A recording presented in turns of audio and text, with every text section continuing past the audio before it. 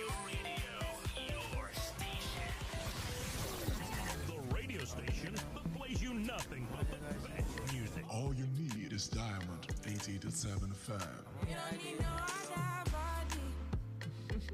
But I told ya. You don't need no other body.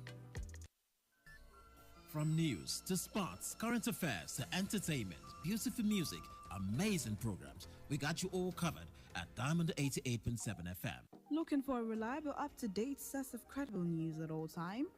Your shining supreme station is the answer. Stay tuned for the news on the hour by 1 p.m. every day on Diamond 88.7 FM Ilorin. Shining supreme.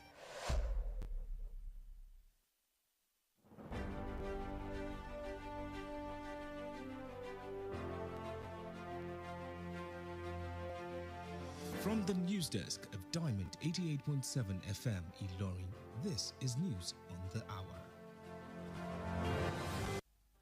In the headlines, federal government delays loan apps, vows more clampdowns on unauthorized online traders.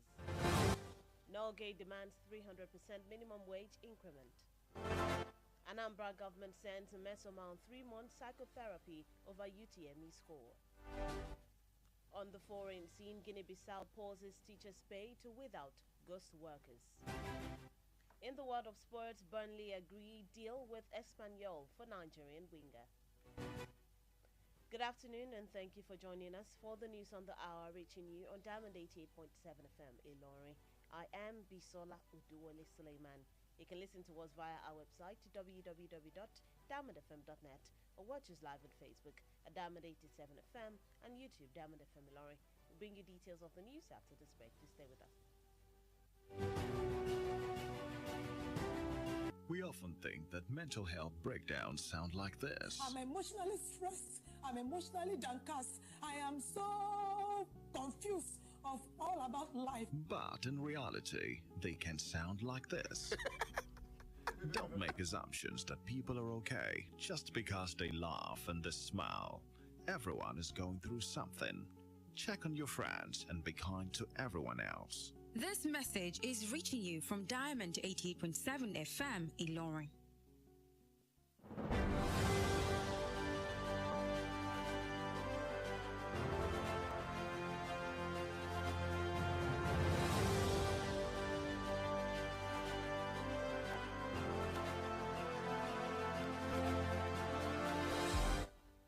Welcome back. Now the news in detail. As part of measures to cushion the effects of petrol subsidy removal, President Bola Tinubu has approved the establishment of an infrastructure support fund for the 36 states of the Federation. The approval, which was announced at the monthly meeting of the Federation Accounts Allocation Committee, also improve economic competitiveness, create jobs and deliver economic prosperity for Nigerians. The infrastructure fund will enable the states to intervene and invest in the critical areas of transportation, agriculture, livestock and ranching solutions, health and education. Still in the news, the federal government, through the Federal Competition and Consumer Protection Commission, has said it will release a list of illegal and unregistered digital loan apps operating in Nigeria. In a statement signed by the Chief Executive Officer, Babatunde Irukera, the Commission has also placed digital money lenders that have refused or failed to register under its guidelines on its watch list for strict surveillance and necessary action, advising Nigerians to exercise restraint and discretion in selecting digital money lenders to avoid falling victim to illegal and prohibited lending and recovery practices. The Commission also said it would delete 2 registered loan apps from the Google Play Store for harassing Nigerians. The Nigerian Union of Local Government Employees, NOGE, has called for a 300% increment in the minimum wage for workers across all sectors due to the inflation caused by the removal of fuel subsidy. NOGE National President Ambali Olatunji, who made this known in a communique jointly signed by the General Secretary of the Union, Issa Gambo, at the end of its regular National Executive Council meeting in Abuja, said the 300% rise was imperative considering the inflation necessitated by the removal of fuel subsidy on the local government staff.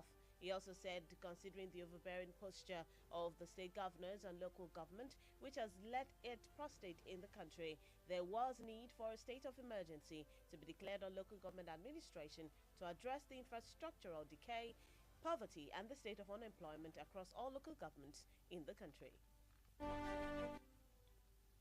Meanwhile, the Federal Inland Revenue Service (FIRS) has announced a total tax revenue collection of 5.5 trillion naira for the half-year period of January to June 2023, as the highest tax revenue collection ever recorded by the service in any first 6 months of a fiscal year. Executive Chairman of the FIRS, Mohammed Nami, who stated this while presenting the 2023-2024 tax revenue outlook to the National Economic Council at its meeting held at the Presidential Villa in Abuja, said the FIRS achieved over 100% of its target for the first half of the year. Nami attributed the excellent performance to improved voluntary tax compliance enabled by the automation of the FIRS tax administrative processes. The Economic and Financial Crimes Commission, EFCC, today arraigned a former Minister of Aviation, Senator Stella Odua, before the Federal High Court sitting in Abuja on a 25-count charge. Odua, who served as Aviation Minister from 2011 to 2014, is facing trial over an allegation that she laundered public funds to the tune of about 7.9 billion naira in connivance with 8 others. However, the defendants who were docked before trial, Justice Inyang Eko, pleaded not guilty to the charge when it was read to them in the open court. And still on the local scene, the Anambra State government says it has handed over 19-year-old Mesoma Ejikeme, who forged a Unified Tertiary Matriculation Examination result, to a psychotherapist for a 3-month guidance and counseling.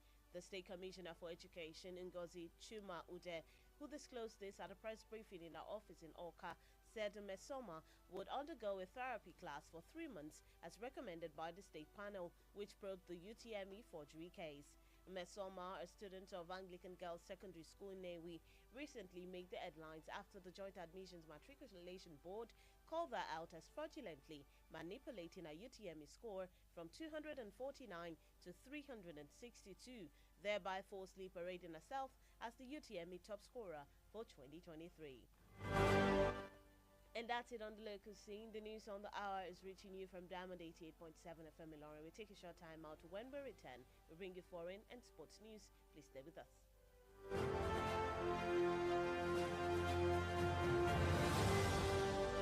Follow us on social media, Facebook, Twitter, and Instagram at Diamond 887 FM. Diamond FM, shining supreme.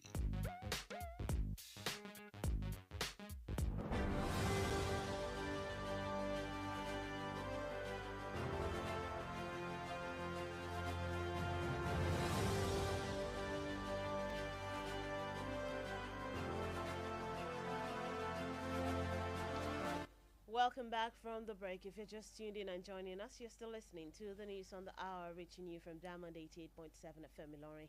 Now we continue with the rest of the stories.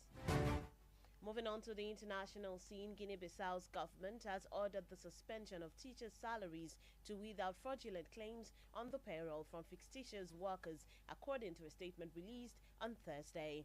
The tiny West African country that depends largely on external aid to meet salaries in the education sector has declared a war on ghost civil servants in order to curb its wage bill. A decision by the country's Council of Ministers instructed the Education Ministry to carry out a census of the number of its employees, which will affect some 8,000 teachers in the primary and secondary schools in the country. Moving on from the foreign scene to the world of sports, Nigerian winger Akolawole will switch Espanyol for Premier League new boys Burnley this summer. According to the Telegraph report, Akolawole will move to the Turf Moor from Spanish club Espanyol. However, Burnley will pay €3 million for the 18-year-old player who made his senior debut for Espanyol against Granada in May 2022, while the youngster will become Burnley's 6th edition this summer. And that's it in the world of sport. With that, we've come to the end of the news on the hour for today. But before we go, here is a recap of the major highlights. Federal government delays loan apps, vows more clampdowns on unauthorized online traders. Nalgay demands 300% minimum wage increment. Anambra government sends Mesoma on 3-month psychotherapy over UTME score. On the foreign scene, Guinea-Bissau pauses teachers' pay to weed out ghost workers. And in the world of sports, Burnley agree deal with Espanyol for Nigerian winger. Did you know that rabbits and parrots can see what is behind them without turning their heads? Now you know. Diamond FM says, unity is strength, division is weakness. Let's stay united to achieve a positive goal. For news coverage or information about happenings around you, kindly contact the Diamond FM newsroom number on 091-606-27526. The news on my name is Bisola, Oduwole, Suleiman. Thank you for listening to your shining Supreme station. To have a lovely rest of the day.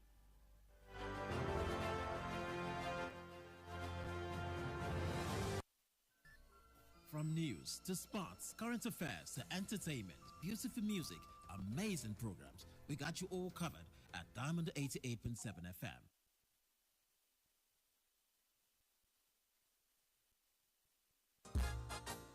orúkọ mi ni Yèyélúà Tóyìn Adégbọlá mo sì ti lé ní 50 ọdún láyé láàyè àtàyè ìdẹ̀ra ìgbòkègbodò mi pọ̀ gan-an nínú iṣẹ́ tí mo yàn láàyò gẹ́gẹ́ bí òṣèré orí ìtàgé kì í sì rẹ̀ mí bẹ́ẹ̀ ni kì í sú mi àwọ̀ mi sì ń jí pépépé sí bíi tọmọ tuntun lójoojúmọ́ ẹ fẹ́ mọ̀dí abájọ. Monomin Plus atẹ́jẹ̀ṣe oògùn tó ń fi epo ẹja cod liver oil ṣẹjọ́ ẹ̀ food supplement ni. èròjà ẹ peléke ó ń tara ṣe ó ń mára dán ó ń jẹ́ kọ́mọdé dàgbà dáadáa ó sì ń jẹ́ kí àgbàlagbà máa ta kébékébé. Monomin Plus. Monomin Plus fún èròjà tó ń tún inú ara ṣe lẹ́yìn ìwádìí ìmọ̀ ìjìnlẹ̀ a tún fi èròjà cod liver oil epo ẹja sí i ló fi wá di oògùn méjì tá a papọ̀ sínú ẹyọ kan ṣoṣo la fi ń pè é ní Monomin Plus iléeṣẹ́ tuyi pharmaceutical industries limited àwọn tó lórúkọ tó ṣe gbẹ́kẹ̀lé níbi kápò oògùn òyìnbó ló ṣe é Monomin Plus. Monomin Plus. lọ́dún tá a wá yìí o a máa ṣoríire ilé-iṣẹ́ wa lálùbáríkà tí pọ́ǹpì onílẹ̀ ìfọkànbalẹ̀ làwọn èèyàn ti ń ralẹ̀ torí pé ọ̀rẹ́ ará ìlú ni wá o.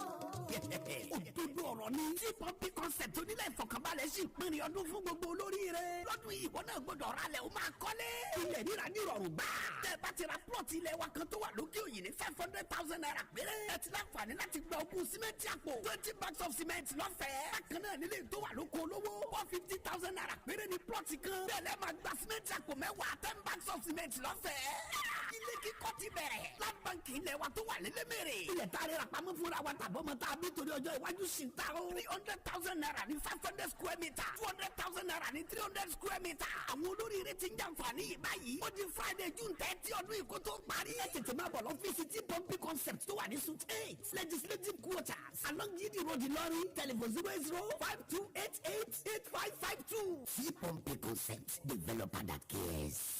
Diamond FM Ìlọrin àwa là ń gbé ìròyìn àwọn ìṣẹ̀lẹ̀ orin àtàwọn amúlùdùn yògbà tí ò láfijọ́ ṣe ti aráyé.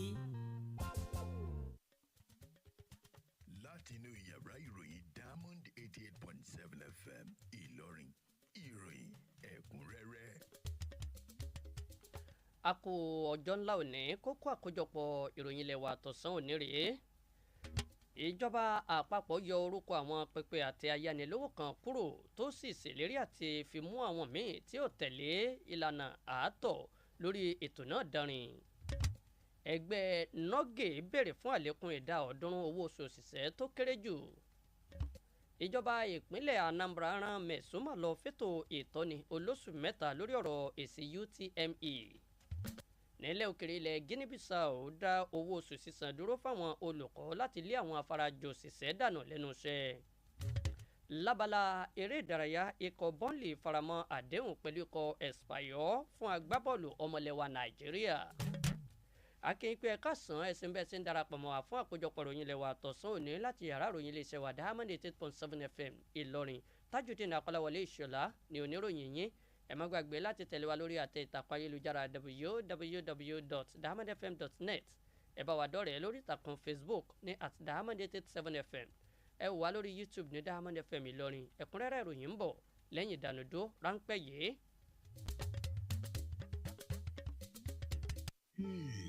Ní gbogbo ìgbà la máa ń rò wípé báyìí ni ìpèníjà tó ń kojú ẹ̀dá máa ń múni ké. Ọ̀rọ̀ ayé ti sú mi, gbogbo etí ẹ ti sú mi, kò yé mi mọ́, kí ni mo fẹ́ ṣe báyìí? Ṣùgbọ́n lójú ayé, ó tún lè fini hàn báyìí. Má ṣe máa rò wípé àwọn ènìyàn kò ní ìṣòro nítorí pé wọ́n ń rẹ́rìn-ín, wọ́n sì ń yẹ̀gẹ́nu ní gbogbo ìgbà. Ẹnìkọ̀ọ̀kan ló ní ohun tó ń là kọjá lábẹ́nú, kálukú labi tiẹ̀ lára. Máa bèrè àlàáfíà àwọn ọ̀rẹ́ rẹ sì máa ṣe dáadáa sí gbogbo ènìyàn. Ìmọ̀ràn yìí ló ń dẹ́sẹ̀ tí ìgbọ́yìn láti ìkànnì Diamond 88.7 Ìlọrin. Ìròyìn ẹ̀kúnrẹ́rẹ́ láti ilé iṣẹ́ Diamond FM.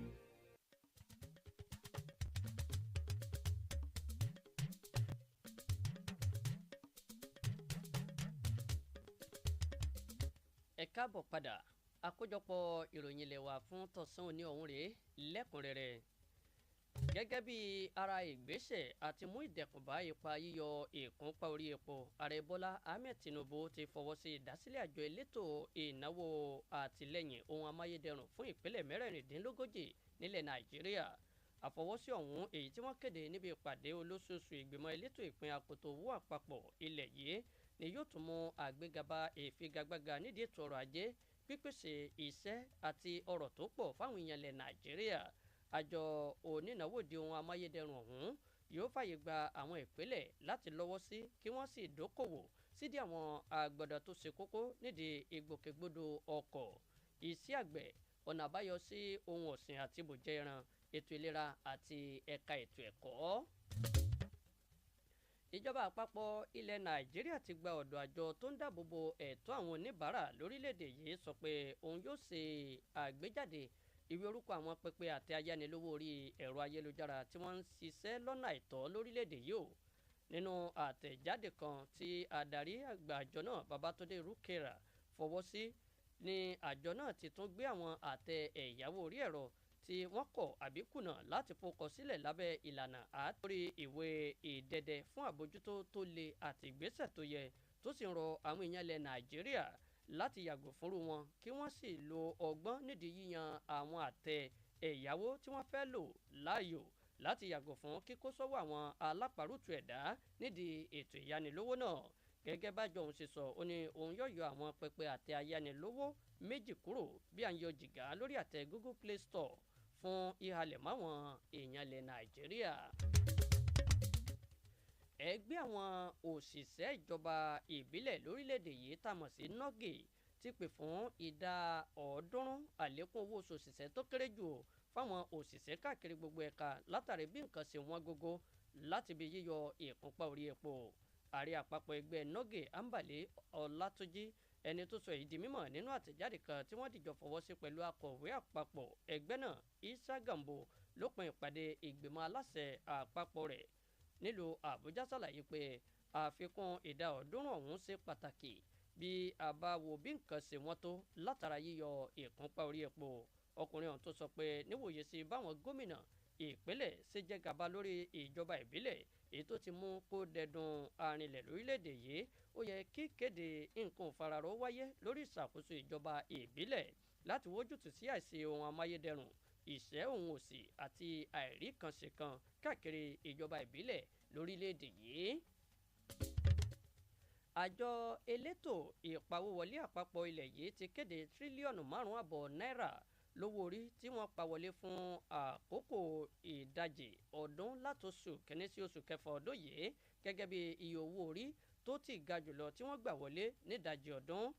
Alága ìgbìmọ̀ aláṣẹ àjọ FIRS Mohammed Nami tó fèyí léde nígbà tó ń tẹ́ pẹpẹ àfojúsùn owó pípa wọlé fún tọdún 2023-2024 fún ìgbìmọ̀ elétò ọrọ̀ ajé àpapọ̀ níbi ìpàdé rẹ̀ tó wáyé nílẹ̀gbẹ́ ààrẹ nílùú Àbújá, ṣàlàyé pé àjọ FIRS ti rí ohun tó lé ní ìdá 100% àfojúsùn rẹ̀ fún ìdajì ọdún kan pa wọlé báyìí. Nami gbé láríjà bọ́wọ́ ṣẹ̀ṣẹ̀ yá sí ọ̀hún sórí títẹ̀lé àṣẹ ìsanwó orí èyí tí lílo ìlànà ẹ̀rọ gba owó orí tí àjọ FIRS múlò ṣe okùnfà rẹ̀. Àjọ amúnimádà tó ń gbẹ̀sùn sísowó òlò kúmọkùmọ nílẹ̀ wa ní EFCC ti wọ́ mínísítà nígbà kan fún ìrìnnà òfurufú sẹ́nẹ́tọ̀ Stella Odua ríwájú ilé ẹjọ́ gíga àpapọ̀ tó ń jókòó nílùú Àbújá lónìí o lórí ẹ̀sùn oníga mẹ́ẹ̀ẹ́dọ́gbọ̀n. Sẹ́nẹ́tọ̀ Odua ẹni tó ṣiṣẹ́ gẹ́gẹ́ bí mínísítà fún ìrìnnà òfurufú látọdún 2011 sọdún 2014 ló ń kojú ìjẹ́jọ́ lórí ẹ̀sùn pé ó kó owó òlò tó tó bílíọ̀nù 8 dín díẹ̀ náírà dà sápò pẹ̀lú ìlẹ̀dí àpòpọ̀ àwọn 8 míì. Ẹ̀wẹ̀ àwọn olùjẹ́jọ́ náà tí wọ́n káwọ́ pọ̀nyìn níwájú onídàájọ́ Iroyin Ekunrere bẹ̀bẹ̀ pé àwọn ò jẹ̀bi sí ẹ̀sùn tí wọ́n fi kan àwọn o nígbà tí wọ́n kà á sí wọn létí ní gbangba ilé ẹjọ́ ọ̀hún. Ìjọba ìpínlẹ̀ Anambra ti ní òun ti fa omidan Mesoma Ejikeme ọmọ ọdún 19 tó yí èsì ìdánwò UTME rẹ̀ lé onímọ̀ nípa títún orí ẹni rọ̀ lọ́wọ́ o fún ìtọ́ni olóṣù 3. Kọmíṣánná fẹ́tò ẹ̀kọ́ Ngozi Chuma Ude ló sọ èyí níbi àkójọ oníròyìn kan lọ́fíìsì rẹ̀ nílùú Ọ̀ka.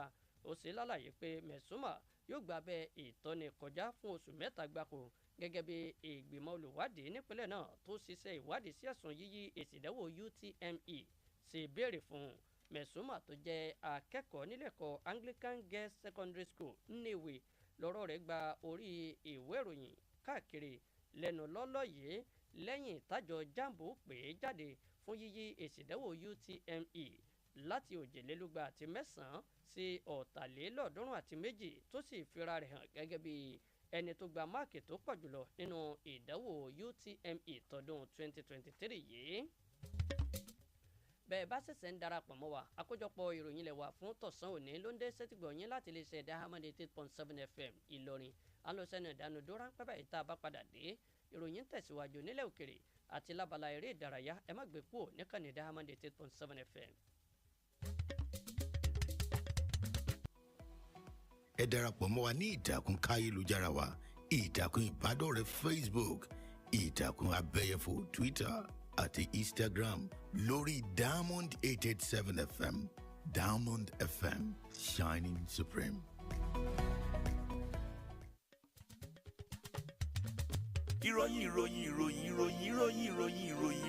ìròyìn ẹ̀kúnrẹ́rẹ́ láti ilé iṣẹ́ Diamond FM.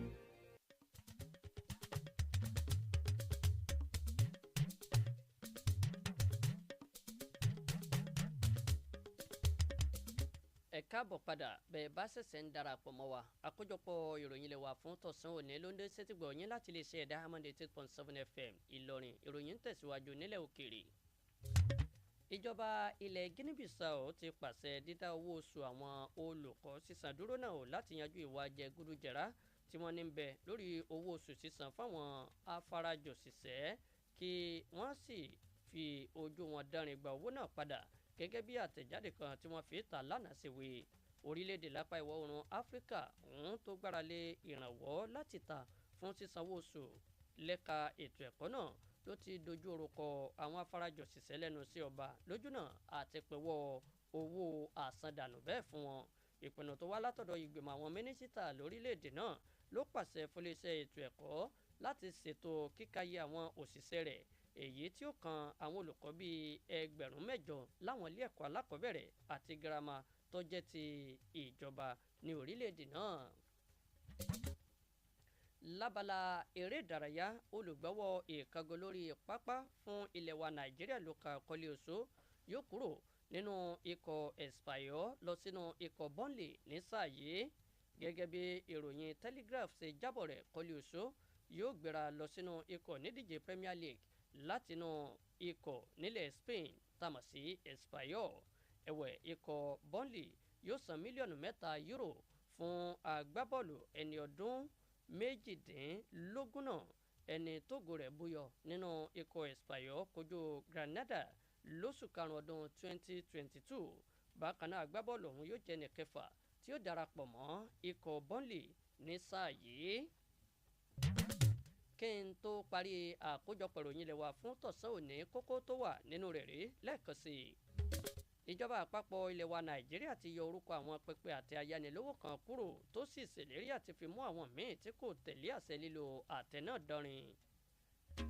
ẹgbẹ́ àwọn òṣìṣẹ́ níjọba ìbílẹ̀ nílẹ̀ wa nàìjíríà nọ́gè ti béèrè fún àlékún ìdá 3% owó oṣù òṣìṣẹ́ tó kéré jù. ìjọba ìpínlẹ̀ anambra ti ran mẹ̀sùmá lọ fẹ́tò ìtọ́ni olóṣù mẹ́ta lórí ọ̀rọ̀ ìṣèdánwò UTME. nílẹ̀ òkèèrè láti mú àfihàn pé ilẹ̀ Guinea-Bissau dá owó oṣù sísan dúró fáwọn olùkọ́ láti lé àwọn afarajòṣìṣẹ́ dànù. lábala eré ìdárayá mú àfihàn pé ikọ̀ bọ́ńlì ti faramọ́ àdéhùn pẹ̀lú ikọ̀ Espanyol fún agbábọ́ọ̀lù ọmọlẹ̀wà Nàìjíríà.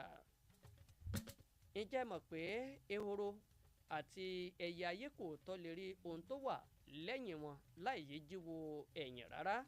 Diamond FM sọ lónìí pé nínú ìṣọ̀kan ni agbára wà o, ìrẹ̀wẹ̀sì sì wà nínú ìyapa. ẹ jẹ́ ká wà ní ṣọ̀kan káfojúsùn wa ó lè jọ nítorí àìkọ́wọ́rìn ejò ní ìsìnkú pa wọ́n. fún ìròyìn nípa ohun tó ń ṣẹlẹ̀ láyìíká yín tẹ́ ẹ fẹ́ fi tó yàrá ìròyìn iléeṣẹ́ wa Diamond FM létí ẹ kàn sí wa lórí ẹ̀rọ ìbánisọ̀rọ̀ 091 606 27526. Mukhtar Ajẹ́lọ́gbọ́n lólótú àkójọpọ̀ ìròyìn ilẹ̀ wa fún tọ̀sán òní.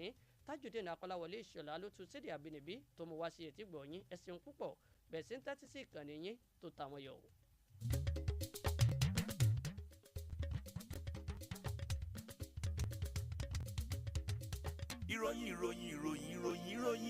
ìròyìn ẹ̀kúnrẹ́rẹ́ láti ilé iṣẹ́ Diamond FM. Tẹ́tí gbọ́ padà Diamond FM. Rédíò tó káyé. Tẹ́tí gbọ́ padà Diamond FM. Rédíò tó mì gbòòrò títí. 88.7 FM. Ní gbogbo aráyé ń gbọ́. Láàrin ẹgbẹ́ wọn tó bá o. Omi ìṣèjọba láwùjọ ẹ̀yẹ. Òpópónà yìí di road. Ìwọ̀n kalẹ̀ sí wọn kárí ayé. Mo tún dé bí mo ṣe ń dé o. Èmi ọmọ yẹn wá ń dé olórin.